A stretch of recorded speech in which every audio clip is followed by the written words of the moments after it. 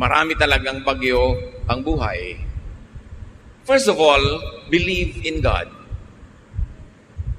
Faith in God, faith in God's justice and grace, faith in God's goodness, and in God's love strengthens people more than anything else could.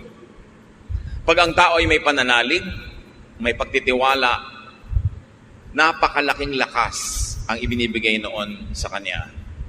Isaiah 41:10, "Don't be afraid, I am with you. Don't tremble with fear, I am your God. I will make you strong as I protect you with my arm and give you victories." Maraming turo ang Panginoon sa Old Testament, maging sa New, na laging ang tema ay huwag kang matakot, huwag kang panghinaan ng loob, maging matatag ka dahil ako ang iyong Diyos at alam ko ang nangyayari sa iyong